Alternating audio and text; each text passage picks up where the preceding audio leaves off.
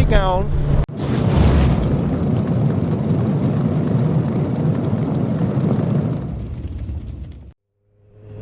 Alright, what's up y'all? So, I missed a milestone, and I feel pretty bad about it, and I apologize, but I missed my 30,000 mile review mark on my 2017 Ninja 1000 here, Onyx. I'm currently at 3188, almost 32,000 miles. And I gotta say, this is probably gonna be my last review on this bike. I'm not gonna do it 35 or 40 if I get that far, which I will, because I'm awesome. But this bike is great. I haven't had any issues, save one, which I'm going to explain in just a second. But obviously, as you can see from the title of the video, some things are changing. This bike has run smooth the entire time I've had it. Never had any starting or idling issues. The battery just died. I've had this bike since 2017. Got it brand new, twice technically, since me and my first Ninja 1000 parted ways rather violently. And this is the first time I changed the battery. I've kept it on a tender in the winter, kept it pretty well maintained. I clean it, lube it, take care of the rims, take care of the wheels. Rims and wheels are the same thing, sorry. Take care of the tires. This baby's been through, I want to say 4. I think this is my 4th set of tires on this bike. My last set of Pirellis lasted 10,000 miles basically. And they were pretty awesome on this bike. The response time for this bike is pretty awesome. Nothing's really changed other than my fuel economy, and that's my own fault because I did do upgrades to the bike, as you can see from my previous videos. In fact, this was my first moto vlogging motorcycle. If you haven't seen my first moto vlog, if you're new to the channel, go ahead and hit the dingy up in the corner and check that out. See if you can tell if there's been a content improvement or degradation over time of how my videos have been, or if I got worse, then my bad. But this is my first motovlogging bike. I've had a 2013 Ninja 650. I had a 2006 Ninja 650, and I currently have a 2019 Benelli TNT 135, who I neglect so much. I'm sorry, little Nelly. I'm gonna get you.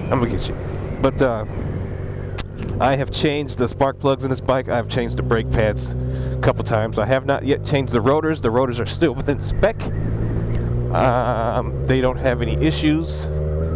The brake fluid I've changed quite a few times because I like my brake fluid crispy and clean. The air filter I have changed from the stock to a K&N, and I've also changed the exhaust twice. At first I had on just the Vance & Hines tips, the Urban Brawlers, which are phenomenally beautiful. They're so pretty.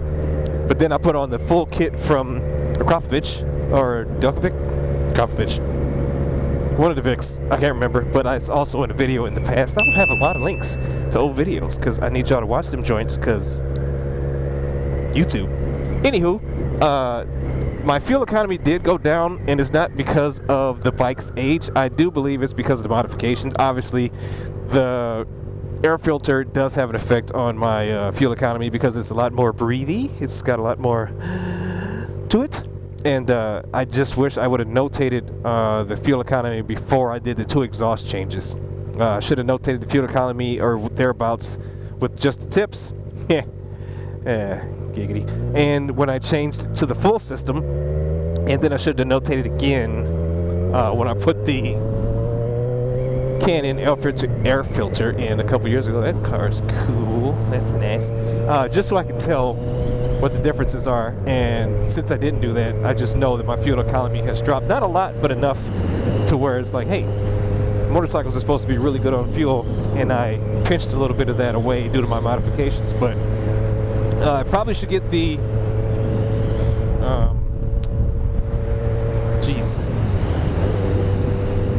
I should probably get a train of thought.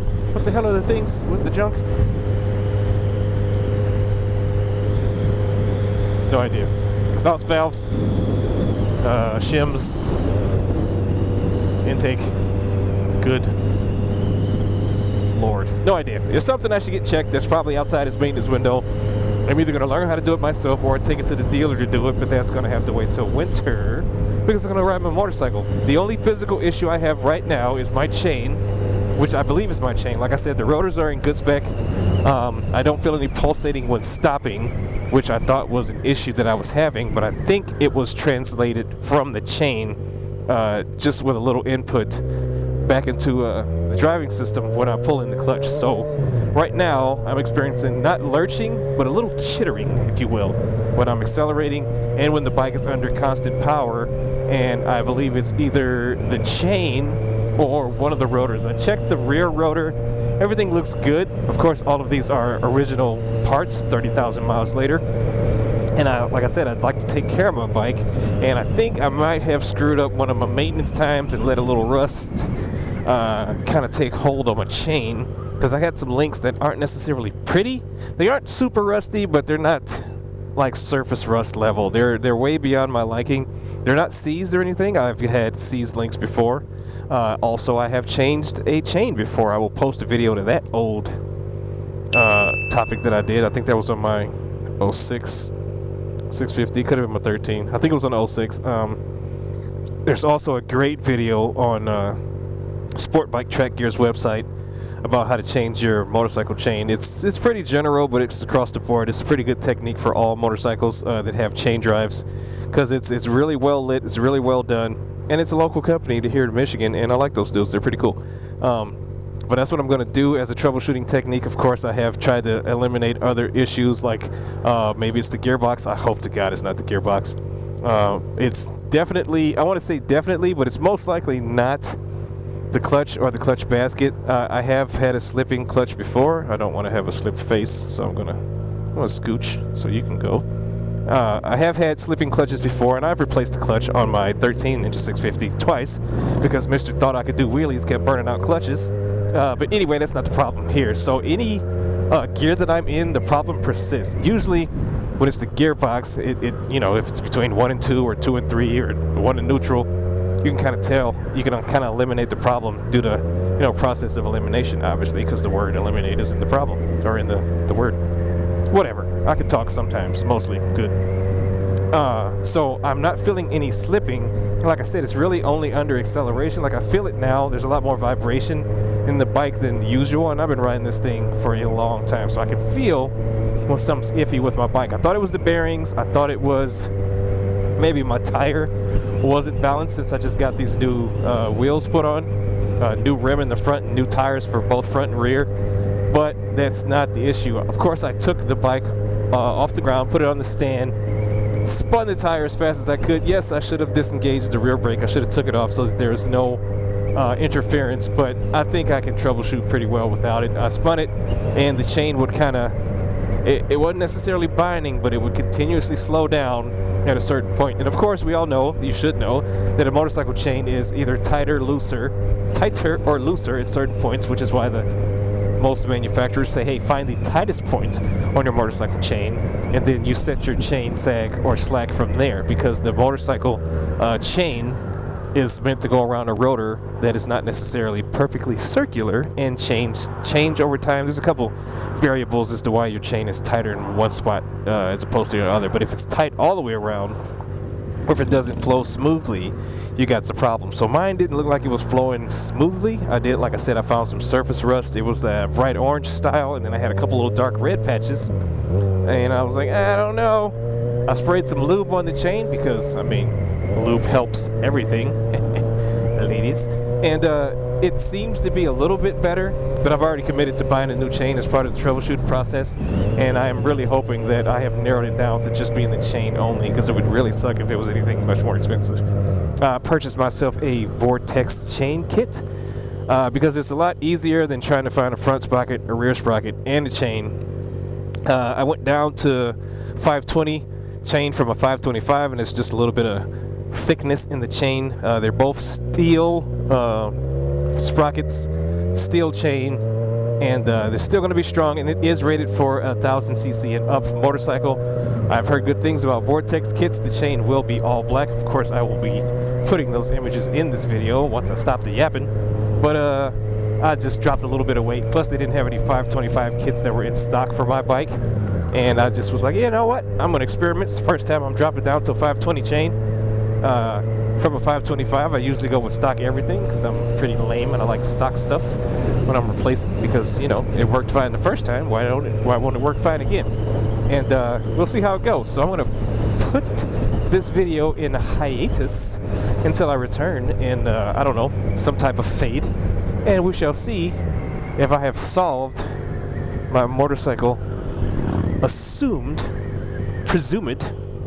chain problem. It's still running well right now. Like most people will be like, if your chain's got an issue, why are you riding your bike? Because it ain't that bad. I felt worse. Like I said, I had a C-Link on my 06 650. Yeah, it was my 06, and I rode that thing for like 3 months until I was like, hey, I should probably figure out what the hell's going on with my bike right now. And it was like, eegy.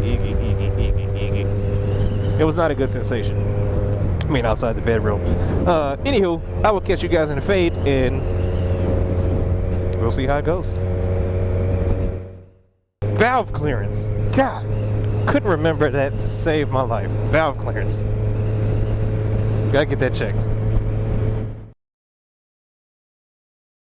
Alrighty, what's up y'all? So this is the continuation of the video, and I can't remember what I said in the first part because it took like 4 days for me to get this. So the least I can do is do an unboxing. I'm not going to do the whole chain change on video. I've done that before, and to be honest, I'm really frustrated because I don't even know if half the crap I said in the first part of the video was true, right? Like, I took my tire off, and this puppy has 0 weights to be found anywhere. I doubt that this rim plus the tire were perfectly balanced from the factory, wherever I bought this aftermarket rim from. I mean, it's possible, but I doubt that this tire is balanced. The weight could have fell off, but I don't see any indication that the thing was ever balanced. And I didn't even check it when I left the motorcycle shop, and now it's just kind of pissing me off because my tire could be off balance. It still could be the chain. I don't think it's the rotors. Like I said, they seem to be in spec, but they were in spec for thickness, but they might not be in spec for warp. So I got me a nice little digital meter. Basically, I'm going to put the tire back on and try to troubleshoot this some more. Basically, you set this on a surface, you set it to 0, and then this stays stationary. You rotate the surface, like it will be the rotor spinning around. It will move in and out to show me how much the surface either divots or bulges in either direction, or if it's warped or not. Basically, if it stays true, it's within a couple millimeters of straight. But if it dips, that means it's warped inside, or if it bulges, it means it's warped outside, or if it does both, then I'm pretty screwed. But like I said, during my preliminary troubleshooting steps, it only felt like the bike was vibrating under power, and it felt very middle bike-ish, not front. And also, when I pulled in the clutch, would assume that if it was the unbalanced tire or if it was the rotors, because the rotors and brakes are always touching. The brakes aren't way out here and your brake pads squeeze. No, they're always touching, so that when you apply the brake, they just squeeze very quickly instead of having to come all the way in because you die, right? And if the rotor is warped and it's constantly moving inside the brake pad assembly, then that could cause issue. Basically, troubleshooting sucks, and it gets really expensive, especially if you don't diagnose it properly the first time. And I'm not a mechanic; I'm just a do-it-yourselfer. And what I'm trying not to be a break-it-myselfer, because I really don't want it to be a problem with my countershaft or anything in the case, bottom half or nothing. It sucks because that's gonna get really expensive. I'm hoping that it's the chain, or a warped front sprocket, or a warped back sprocket, whatever, or the tire being unbalanced. That's easy, fairly cheap, and fairly easy for me to, deal with spending a couple more bucks on, as opposed to, hey, I just got this freaking chain, and now I have to go spend more money, and they're possibly going to take my chain off, or break it, to do more troubleshooting, which I was trying to save a couple bucks in the first place by not taking it to the freaking dealer. So, one of the drawbacks of troubleshooting yourself is it kind of sucks. So, this is the Vortex front sprocket. It is a 15 tooth, because this bike is 15 in the front, 41 in the rear, with a 112 link chain. I bought this as a set because I got tired of mathing. I would have bought a 120 link set. I would have measured perfectly, probably cut it at 113 just to have some wiggle room, and I would have ended up with 84 links. I'm just that awesome. So to keep all that from happening, I got the set, which wasn't horrible. It's like 250 bucks. And I'm not gonna put you guys through that whole pain of watching me do this, but we are. Ooh. Oh, screw you, stupid glove finger. Look at that. That pretty. That pretty right there. 41 tooth. What? Whatever. All right, so I got the 525 set. I thought I clicked 520, but I got a 525 set.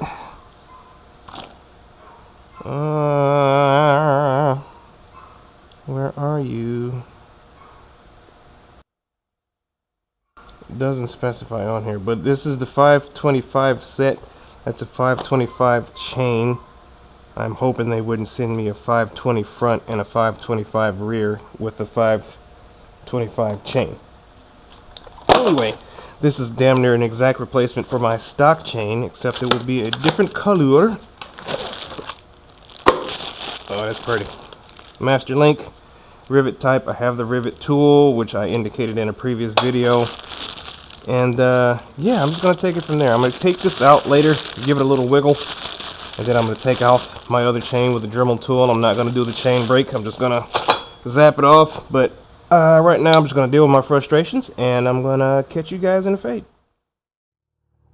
Okay, and we're back, and we're trying not to die. So, as you can see, I'm on my glorious steed, because I was right. Like, mostly right. I think there's still maybe a problem with the balancing on my front tire, but my lurching issues under acceleration, gone.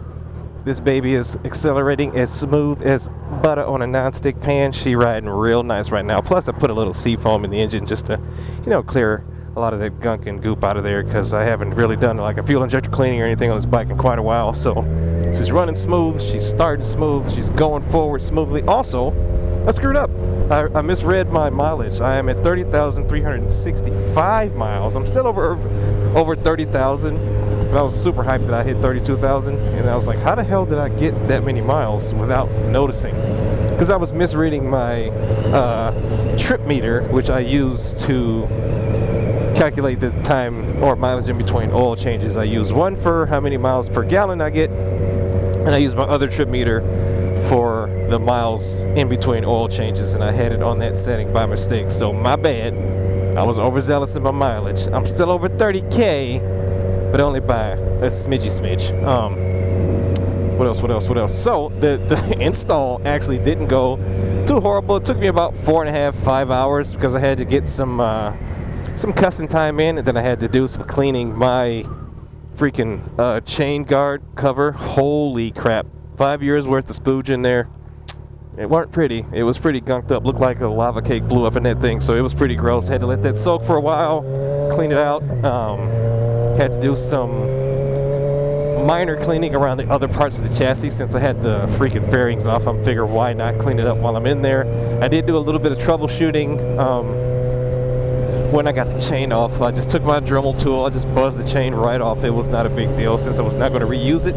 I was tossing it anyway. I just zipped straight through that thing. Only took me a few seconds, maybe a minute, maybe. I did pick up the chain, and I went through each link as best I could. Just, you know, working it around in my hands just to see if there was any issues that I could see visually or feel, and holy crap, I had so many stiff links in that chain. It's pretty bad. They weren't seized, but they were pretty damn tight. And then I did the same thing for the new chain just to make sure that I wasn't false feeling anything that I shouldn't have been, like, you know, maybe being a little placebo effect. But no, new chain, smooth, every single link moved like it was supposed to, every single roller rolled, so the thing was looking nice. I took the output shaft or the counter shaft, and I kind of moved it around a little bit, see if there was any wiggling, see if anything came loose, like a bearing or anything like that. There was no lateral or vertical movement. It spun, there was no crunchy sound, so that was good to go. And then when I finally got both the front and rear sprockets off, I did a little comparison. There was some cupping, a little warpage. The teeth were getting a little thin in the front obviously, because that's where most of the power is delivered, where all of the power starts. Then it's translated to the rear wheel via the chain. So that, of course, will start to warp first, because it's the first thing to get hit when I juice this puppy. You could see a visible curve on some of the teeth, and I was like, oh, okay, well, that's obviously not a good thing. And then compared to the new sprocket, obviously it's got the meaty teeth on it, and it's looking really, really good. The rear sprocket didn't have a lot of the same issues, but one or two of the teeth looked a little thin. But like I said, compared to the new sprocket, everything looks thin, but they were still, seems to be in good shape. It was the front sprocket that was really the big issue. Right now, I don't feel any of the sensation I was feeling before. I think I feel a little bit of kind of jiggle from the front tire, but I could also be feeling the road. Obviously, I'm in Michigan, and you can see these patches here don't make for the best road surface. But I'm going to take this front tire off. I'm going to go get that balance checked as well, just for my own mental health, just to be like, all right, it's either a perfect rim and it didn't require a weight, or it required a small weight, because I don't hardly feel anything and it fell off. So either way, I just want that peace of mind, so I can be like, all right, the thing's pretty good and I don't have to worry about it. But I was so happy that the sensation that I was feeling under power had to do with the chain. It could have been exacerbated by the fact that the front tire might or might not be balanced, but it was definitely the chain. So that's super awesome, because I believe my troubleshooting has come to an end, just like this video, and I don't have to spend no more money, which is like the best part. I mean, for the balance, yeah, maybe a couple bucks, but my rotors are good. It's not vibrating, it's not twitching, it's not giving me any sensations during a stop that the rotors would be bad. I didn't break out my or my digital meter to check the rotors, simply because I was tired, it was hot, and I wanted to take my motorcycle for a test ride, and I kind of didn't feel like doing it. Yeah, I'm up.